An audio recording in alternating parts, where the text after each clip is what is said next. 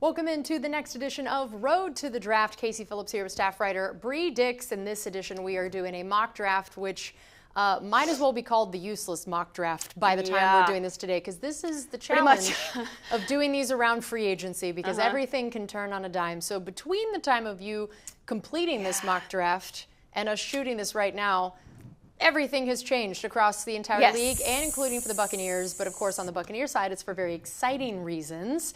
We have now, of course, signed several guys from the team this last season and a new addition. We've made a lot of changes. So tell me, first and foremost, about the things that are going to be relevant on this mock draft. Based on this, what's changed, what's not, and what did you decide you wanted to focus on today? So I'm going to focus on the quarterbacks. I had them both high, and then I'm also going to go into the edge rushers. And again, I'll talk about a little bit of how those things could have changed, because both my number 2 pick and my number 6 pick, if I were to redo the mock today, that would not be the same.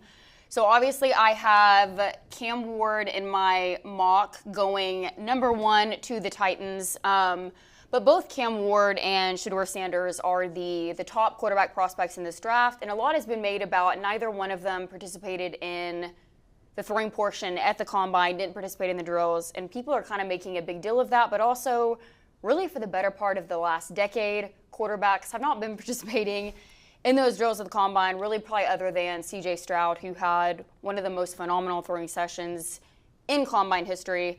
But I had Cam Ward going number 1 to the Titans, and kind of he's just the guy that has really powerful arm, twitchy release, can sidestep edge rushers to escape, and he's kind of that consensus overall top QB prospect. And then I had Shedeur Sanders going to the Raiders at 6. Now, granted, I did this mock last week, so this was before Geno Smith has reunited with Pete Carroll. But the thing with Sanders is the timing, the accuracy, the precision. He has a really high football IQ, advanced fundamentals. So I really liked him going to the Raiders, but obviously I think the Saints could also be a great fit for him. Learning under Kellen Moore, that played a big role in the development of Dak Prescott in Dallas. And then kind of moving into the edge rusher. So I have the Bucs taking an edge rusher at 19. So I'm going to kind of go through some of the edges and how they've changed. There is a lack of consensus in this draft. Edges are all over the place. You have some that are in the top 10 and some mocks, not even in the first round, and others. But kind of one of the main similarities that you will see in drafts is Abdul Carter going in the top 3. I had him going number 2 to the Browns. Again, did this mock last week, so this was before. When a certain someone seemed like he might not be there. Yes, the Browns made Myles Garrett the highest paid non-quarterback in NFL history. Love that for my mock. So obviously they might go a different route, but he is one of the most elite star power athletes in this draft, along with the unicorn, wide receiver, cornerback in Travis Hunter. But Abdul Carter, the thing that sets him apart is the explosion off the line, his feel in the trenches, and kind of the rare closing burst that he has. So I had him going number 2, and then number 7, I have Jalen Walker going to the Jets. I think he's a guy that Aaron Glenn is going to be able to maximize kind of that hybrid tweener skill set that he has. He's an off-ball linebacker, but also has an advanced kind of pass rush skill set, wins with suddenness.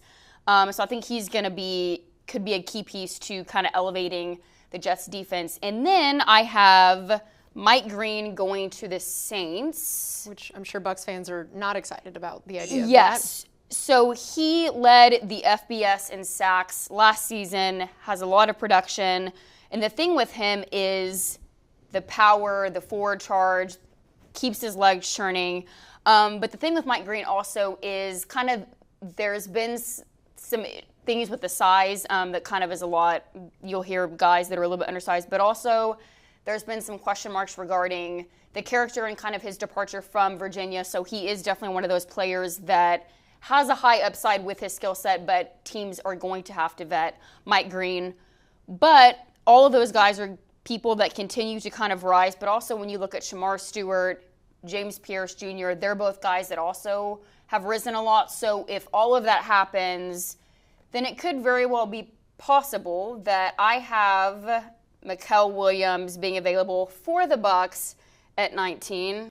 So the Bucs did add Hassan Reddick. We did sign him. Mikael Williams is just a guy that fits that Buccaneers prototypical mold. And one of the things that Todd Bowles really emphasized at the Combine is getting ball hawks at all three levels of the defense. And in particular, he emphasized for defensive linemen, guys that bout down passes, guys that get strip sacks. You turn on Mikael Williams tape, and that is all he does. He fights through every single play. He finishes sacks. If he can't get there, he's throwing up his arms to bat down balls. But also, it's no secret that Todd Bowles likes to move his edge rushers around. You had Kalijah Cansey that's dropping back in coverage, and most of the time if you see that happening, you're thinking something's wrong or someone's missed an assignment. But Mikael Williams is a guy that lined up everywhere from a 3 technique to a wide 9. He can rush from a 2-point stance, 3-point stance. But is a guy that just loves football, fights through every single rep. And I think he could play a key role in kind of elevating and bolstering the Bucs defense. Yeah, and like you said, I mean, even though the Bucs have signed Hassan Reddick, we've seen several different years where Jason Licht loves to address positions both in free agency and the draft, where maybe the Bucs signed someone in free agency and so you thought they weren't going to draft that position high and they still did. That it's like he loves to try to address it from both sides.